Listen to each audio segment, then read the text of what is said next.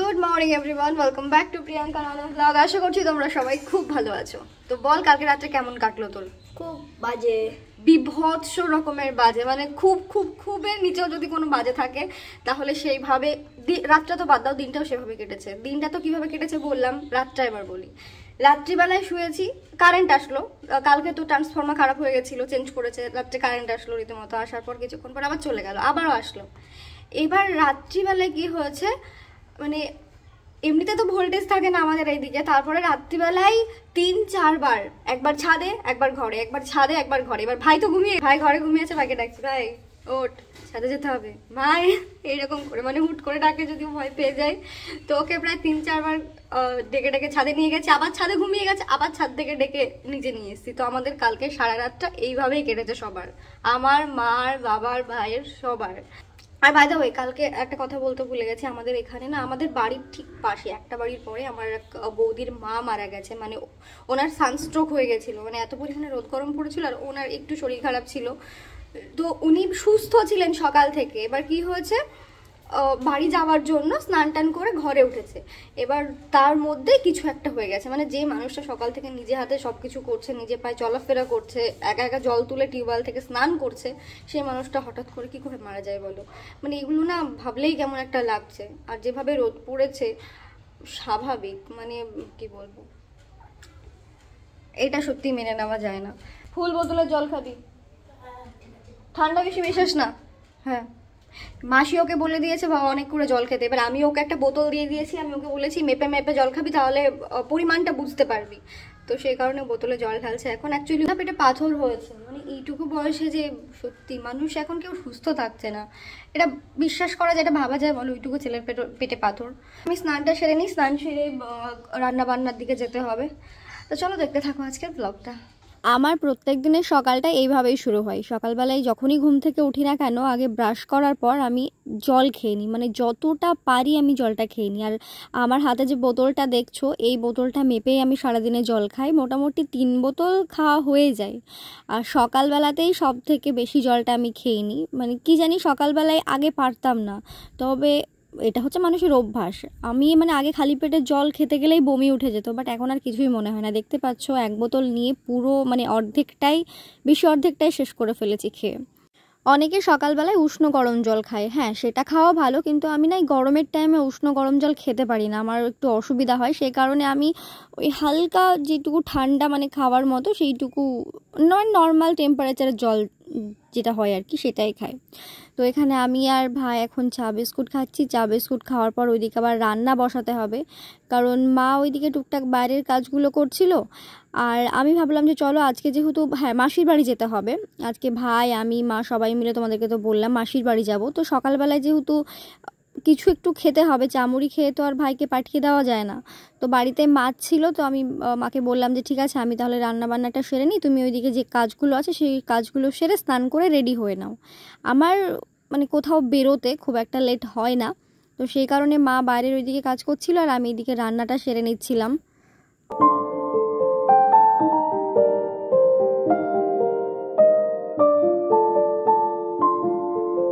আর রান্নাটা আজকে আমি আরও ইচ্ছে করে করলাম, কারণ কি বলতো, আমার না এই কদিনে তেল মশলা জাতীয় খাবার একদমই মানে খেতে ইচ্ছে করে না।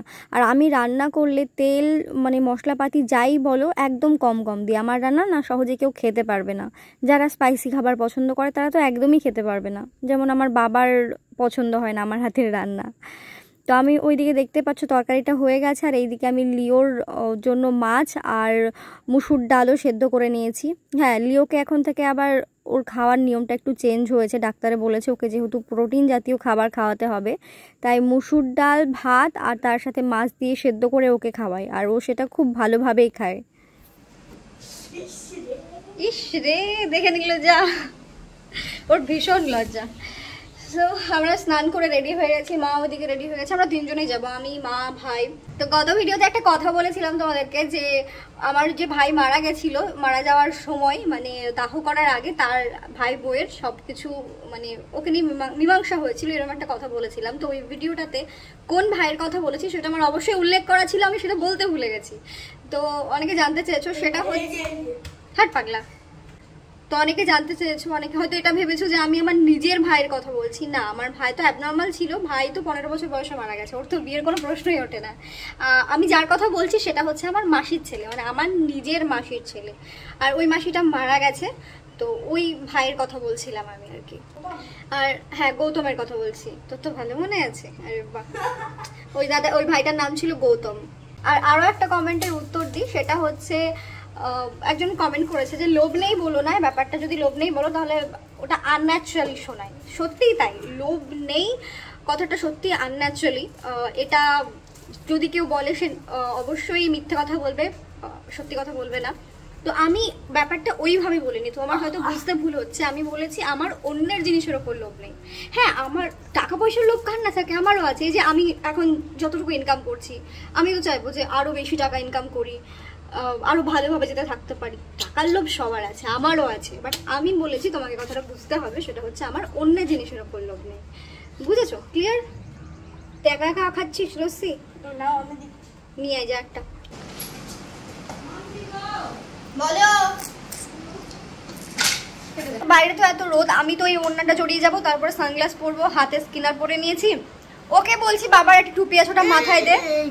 ওরে বাবার হেয়ার স্টাইল লাগতে বো, সেখানে একটুখানি টাচ লেগেছে আর এই গেল হেয়ার স্টাইল। ঘেটা দেবো মা? তোকে বলছি একটা টুপি আছে, বাবার টুপিটা পরে চল, বাইরে প্রচন্ড রোদ। টুপি না পরলে ওড়না জড়িয়ে নিবি। হ্যাঁ যাস না, প্রচন্ড রোদ না, ওইভাবে গেলে শরীর খারাপ হয়ে যাবে। আর কটা দিন থেকে, সত্যি কথা বলতে গেলে আমার কটা দিন থেকে বললে ভুল হবে, কাল থেকে শরীরটা আমার খুবই দুর্বল লাগছে। আমি বুঝতে পারছি না কেন, মনে হচ্ছে আমি মাথা ঘুরে পড়ে যাবো। সিরিয়াসলি আমার এরকম মনে হচ্ছে। মাসির বাড়ি যাওয়ার আগে আমাদের এইদিকে একটা দোকান আছে, তো ওই দোকানে এখন এসেছি ভাইয়ের জন্য একটা জামা নেব, মানে দুই ভাইয়ের জন্যই জামা নেব, যেহেতু ওই পুচকু ভাইয়ের জন্য কিছুই দেওয়া হয়নি এখনো পর্যন্ত, তো সেই কারণে পুচকু ভাইয়ের জন্য একটা জামা নিলাম, আর তার সাথে প্রিয়াংশুর একটা জামা নিলাম। তো ওকে একটু পরে দেখতে বললাম যে দেখ গায়ে হচ্ছে কিনা, তো ও আবার টি শার্টের ওপরেই পরেছে। এবার টি শার্টের ওপরে পরেছে বলে একটু টাইট হচ্ছে, বাট এমনি ঠিকই হবে, খুব একটা বেশি টাইট হবে না। তো এইমাত্র মাসির বাড়িতে আসলাম। ওরে বাবা, রাস্তায় আস্তে আস্তে আমার চোখ পুরো অন্ধকার হয়ে যাচ্ছিল মাঝে মধ্যে। ওই যে বললাম না কালকে, মনে হচ্ছে আগুনের গোলার মধ্যে দিয়ে যাচ্ছে এরকম একটা ব্যাপার। তো এত রোদ্রেবেলা দুপুরে আসার কারণে যে বললাম ভাইকে বিকেল বেলায় আসার জন্য, তো ভাই বিকেলে আসবে না, আর দুপুরে মাসিদের বাড়িতে আজকে খাওয়া দাওয়ার টুকটাক আয়োজন আছে, সেই কারণে আসা আর কি। তো মাসি আজকে ফ্রাইড রাইস করছে, চিকেন করছে, মানে আমার ফেভারিট ফ্রাইড রাইস। তো এইমাত্র আসলাম, এসে জামাটা চেঞ্জ করলাম। এবার মাসিকে টুকটাক একটু যদি হেল্প করা যায়, চলো দেখি কি হেল্প করা যায়। ও মাসি বলছিল ফ্রাইড রাইসের ওই সবজিগুলো কাটতে হবে। এটা ভিজিয়ে রাখলে ঠান্ডা হয়ে যাবে গো।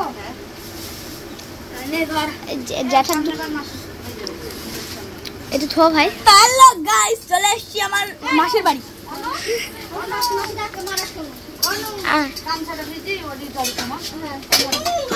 এই নিচে থাও দিদি, গ্লাসের জল আছে। আর হ্যাঁ, আমি তোমাদের একটা কোয়েশ্চেনের উত্তর দিয়ে আমাকে একজন জিজ্ঞেস করেছো যে দিদি আমার মুখে অনেক তিল হয়েছে, এর সলিউশন কি, না হাইড্রা ফেসিয়াল করলে উপকার হবে, না কি করলে উপকার হবে, তুমি আমাকে একটু জানিও। তো প্রথম কথা বলবো, তিলের জন্য তুমি হোমিওপ্যাথিক ডাক্তার দেখাও। তিলের জন্য আমি শুনেছি, আমার যতদূর জানা আছে বেশ ভালো, হোমিওপ্যাথিক ওষুধ খেলে ভালো হয়ে যাবে। আরও বলেছো তুমি যে তোমার মুখে বয়স্ক ভাব দেখা যাচ্ছে, এর জন্য তুমি খুব টেনশনে আছো। দেখো তোমার বয়সটা কত সেটা তো আমাকে এখানে বলোনি, তাহলে আমি সেই অনুযায়ী কিছু একটা বলতে পারতাম। এবার দেখো নর্মালি এখন যা আমাদের সিচুয়েশন, 25 থেকে 30 বছর পরেই মানে আমাদের স্কিনে প্রবলেম হতে শুরু করে, মানে wrinkles, fine line, smile line সব পড়তে শুরু করে। এটা ন্যাচারাল, কিন্তু এবার সেটাকে আমরা কোনো কিছুভাবে হয়তো কিছুদিনের জন্য আটকে রাখতে পারি, কিন্তু সেটা তো একেবারেই পসিবল না, মানে ওটাকে তো আটকানো যাবে না, ওটা তো ন্যাচারাল হবেই। তো কিছু কিছু মানুষের স্কিন আছে হ্যাঁ, যে সেটা তোমার বয়সের আগেই স্কিনে একটু প্রবলেম দেখা যায়। তো তুমি তার জন্য আমি বলবো ডাক্তারের কাছে যাও, ডাক্তারের সাজেস্ট নাও। এর জন্য হোমিওপ্যাথিকেও দেখাতে পারো অথবা অ্যালোপ্যাথিও দেখাতে পারো। আর আরও একজন কমেন্ট করেছে, সেটা হচ্ছে সে তারকেশ্বর থেকে বলছে যে তার নাম হচ্ছে দীপিকা, মায়ের নাম হচ্ছে দীপিকা আর মেয়ের নাম হচ্ছে সৌমি। মানে তারা আমার ভিডিও দেখে, তোমরা আমাকে বলেছো যে তারকেশ্বরে যেতে, হ্যাঁ অবশ্যই ওইদিকে যাব, তোমাদের নাম নিতেও বলেছো, তো তোমাদের মার আর মেয়ের নাম নিয়ে নিলাম। কেমন আছো অবশ্যই নেক্সট ভিডিওতে কমেন্টে জানিও। আর হ্যাঁ, তারকেশ্বর গেলে অবশ্যই যাব। আজকের দুপুরের খাওয়া দাওয়াটা তো মাসির বাড়িতেই হলো। তারপর সন্ধ্যাবেলা আমি আর মা বেরিয়ে এসেছি বাড়ি আসার জন্য। তো বাড়ি আসার পথে এর আগের দিন তোমাদের সাথে শেয়ার করলাম না ওই মন্দিরটা, মায়ের মন্দিরটা, তো ওখানে দেখছি অনেক মানুষজন। তো ভেতরে মাকে বললাম কি দেখো কি হচ্ছে, আর প্রসাদ দিলে প্রসাদটা অবশ্যই নিয়ে আসবে। আমি তো আজকে যেতে পারবো না, তো মানে মনের ইচ্ছে পূরণ না করে ভগবান কি আর থাকতে পারে বলো? যদি মন থেকে তুমি যেটা চাও সেটা মানে মন থেকে চাইলে অবশ্যই হয়।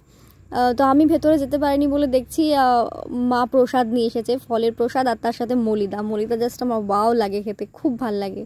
আর আজকে হচ্ছে বড় ঠাকুরের পুজো হচ্ছিল ওই মন্দিরে, তারই হচ্ছে প্রসাদ। মা আবার প্রসাদ খেতে খেতে বললো এই প্রসাদ নাকি বাড়িতে নিয়ে যেতে হয় না, তাই রাস্তাতে দাঁড়িয়ে দাঁড়িয়ে খেতে হচ্ছে আর কি। তারপরে অবশ্য আমরা বাড়ি চলে আসি, আর বাড়িতে এসেই দেখি অ্যাজ ইউজুয়াল যেরকম কারেন্টের সমস্যা, একদম নো ভোল্ট, ফোন পর্যন্ত চার্জ হচ্ছে না, মানে বুঝতে পারছো তাহলে কীরকম কারেন্টের অবস্থা। সেই কারণে বাড়িতে এসে আর ভিডিও তেমন কোনোভাবে কিছু শ্যুট করা হয়নি। তো যাই হোক, চলো আজকের ভিডিওটা এ পর্যন্ত শেষ করছি। সবাই ভালো থেকো, সুস্থ থেকো, সাবধানে থেকো। দেখা হচ্ছে তোমাদের সাথে নেক্সট কোনো বড় একটা ব্লগে। ততক্ষণ পর্যন্ত টাটা।